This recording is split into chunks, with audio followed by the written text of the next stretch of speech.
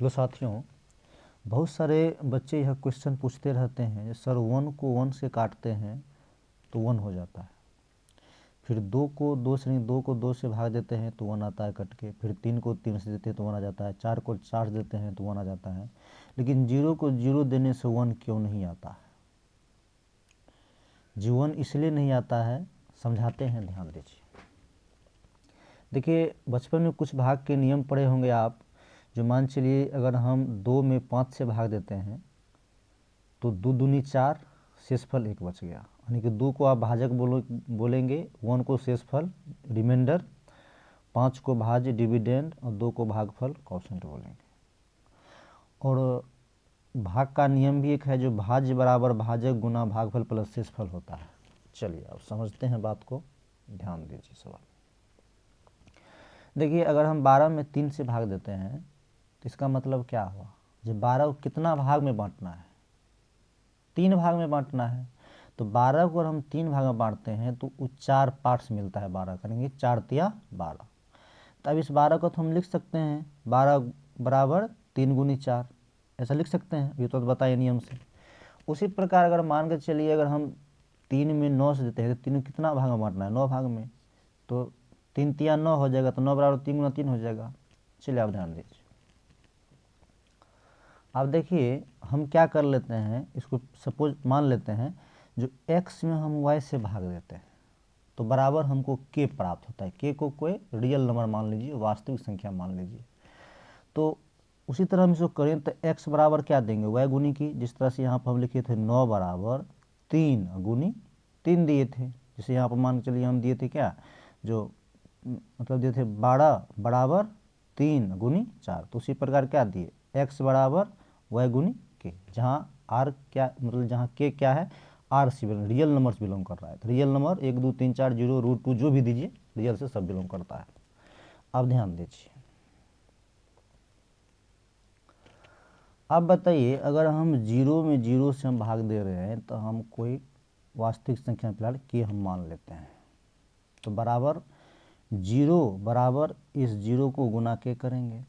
तब आप ही हम लोग बताइए, जैसे यहाँ पर 3 से 3 से गुना करें तो 9 मिलता था, तो उसी प्रकार अगर हम k का कोई मान आप लीजिए, मान के चलिए हम यहाँ पर k वास्तविक संख्या है तो उसका मान हम 1 लेते हैं, गुना करेंगे 0 हो जाएगा। फिर आप यहाँ पर मान चलिए 2 दीजिए, फिर भी 0 हो जाएगा। आप 3 दीजिए, 0 हो जाएगा। 4 दीजिए, 0 हो जाएगा। मतलब डॉट डॉट कुछ भी दीजिएगा तो सब 0 ही आता है। ऐसा कभी पॉसिबिलिटी है? आप ही बताइए। यहाँ पर जो है हम 3 को 4 से, एक 4 से ही तो फिक्स मान से गुना किए तो 12 आएगा क्या? 4 के सिवा कोई से गुना करें तो 12 आ जाएगा? कभी नहीं आएगा। तो वही चीज़ यहाँ पर देखिए, हम 1 से गुना करें तो वो 0 आ रहा है, 2 से कर रहे हैं फिर भी 0 आ रहा है, 3 से भी 0, 4 से भी 0, 0 से करके फिर भी 0 आ जाएगा। तो अब सब कंडीशन में 0 कैसे आ सकता है? ऐसा पॉसिबिलिटी है? नहीं है। तो इसीलिए इसको आप बोल सकते हैं जो ये जो है ना इनडिटर्मिनेट फॉर्म में है। किस फॉर्म में है? इनडिटर्मिनेट फॉर्म का मतलब होता है अनिश्चित रूप, इसका कोई रूप नहीं है, मतलब यह बहुरूपिया है, समझ गए ना?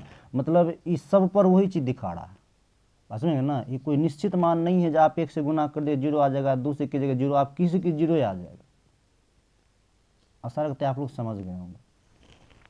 इसमें कुछ और चीज़ सब है, उसी भी आप लोग ध्यान से देख लीजिए, हम बता देते हैं।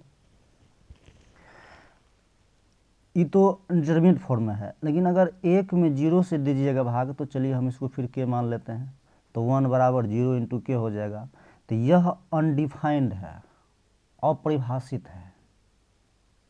क्यों? अब ये के का मान मतलब कि जो रियल नंबर है, इस के का मान आप कुछ भी रखिए, कुछ भी रख कर देखिए तो 1 कभी नहीं आएगा। आप मान चलिए यहाँ पर 1 रखिएगा तो 0 गुना 1 हो जाएगा, मतलब 0 हो जाएगा। अगर 2 रखिएगा फिर भी 0, 3 रखिए फिर भी 0, यानी कुछ भी रखिएगा तो 0 1 के बराबर कभी नहीं होगा। तो यह परिभाषित ही नहीं है, इसीलिए इसको इसको बोल सकते हैं अनडिफाइंड बोल सकते हैं, अपरिभाषित। देखिए इनडिटर्मिनेट फॉर्म, अनडिफाइंड, दोनों में फर्क होते हैं, दोनों को एक नहीं समझिएगा। तो यह मतलब ये अनडिफाइंड है, अपरिभाषित है, समझ गए? एक चीज़ और आता है, वो भी देख लीजिए। अगर 0 में 1 से भाग दीजिएगा तो फिर हम क्या करते हैं, के ले लेते हैं, तो ई हो जाएगा 0 बराबर 1 टू के।